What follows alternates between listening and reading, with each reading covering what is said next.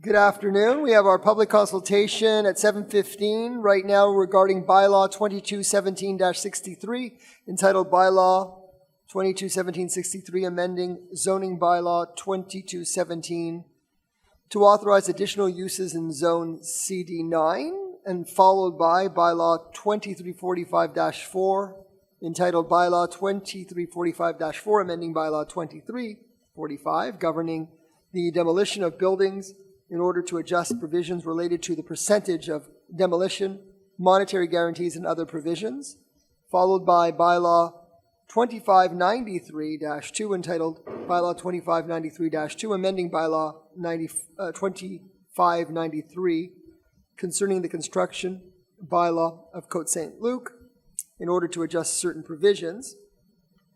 And we have here with us Patrick Awad, who is going to present for us the public consultation, as well as the member of council that are all here. Okay. Orange bag will be here shortly, but we can start. In a public consultation, you don't need quorum anyway, so we can go ahead. So good evening. My name is Patrick Awad. I work in the urban planning department. The public consultation tonight is going to be on 3 draft bylaws. So the first one is for the zoning bylaw. It's a zoning amendment to authorize additional uses in zone CD9. More specifically, the building that is located at the corner of, the northeast corner of Cavendish and Kildare. So this property was recently subject to a prior zoning amendment in August. Which also had the effect of authorizing additional uses in the zone.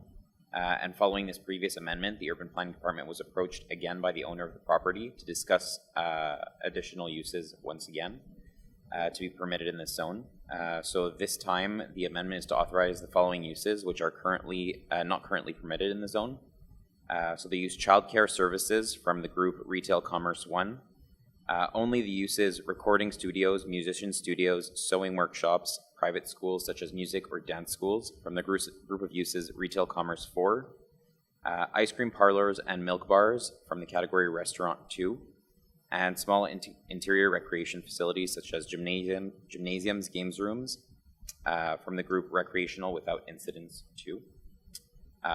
So as for the bylaw adoption and approval process, the notice of motion and first draft bylaw were adopted on January 15th at the last council session. Today is the public consultation meeting on the first draft bylaw. The second draft bylaw will be adopted either today at the public meeting that will follow this consultation or later. Then there will be a public notice announcing the possibility of a referendum because this bylaw is subject to a referendum approval process if required.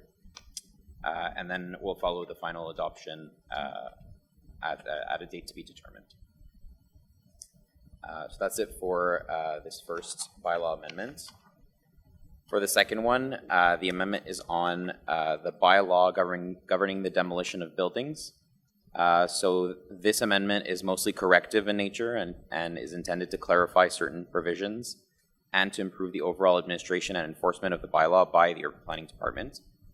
The main goals of the amendment are to clarify and update the terminology and the definitions that are used in the bylaw, to clarify which buildings and interventions are subject to the authorization by the Demolition Committee, to clarify the required contents, documentation, and information that must accompany an application for an authorization for demolition, as well as to clarify and adjust the provisions related to the monetary guarantees that are required when demolishing a building, and to clarify the wording of the original bylaw and correct any inconsistencies. So similarly to the previous bylaw, the timeline is very similar, only this present bylaw is not subject to referendum approval.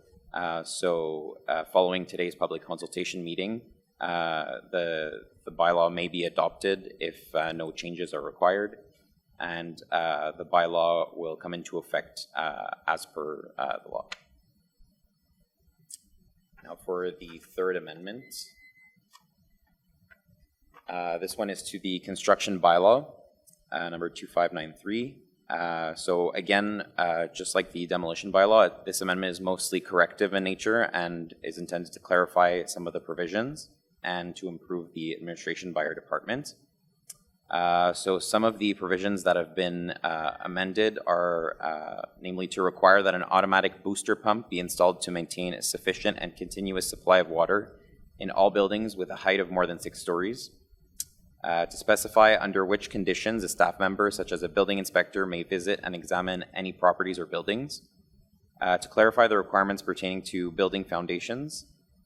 To clarify the responsibilities and requirements for building owners regarding carbon monoxide alarms, automatic sprinkler systems, and other safety equipment in buildings. To clarify the requirements pertaining to waste management in buildings with more than 12 dwelling units and 3 or more stories. To clarify the requirement when fencing a construction site and related to the use of public property during construction. To prescribe the appropriate locations in which to display a permit, and to clarify the wording of the original bylaw once again and correct any inconsistencies.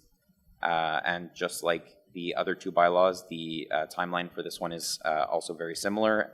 This one is not subject to referendum approval. So once again, following this public consultation, if no changes are required, the bylaw may be adopted and a public notice will later be published that the bylaw is in effect. That's it for the information part. We'll now take questions if there's nothing else. We'll ask you, however, when asking your question, following your name and where you reside, to just specify which bylaw your question is pertaining to. Okay. I don't know if anybody has any questions. I know it's a short meeting. The public council meeting will start at 8 o'clock with the full agenda. So if we don't have any questions, I guess we'll call for the adjournment. I guess you don't even need a call for adjournment in these meetings, do you? It's just the consultation. Okay, so I think that's the close of the meeting. Thank you very much.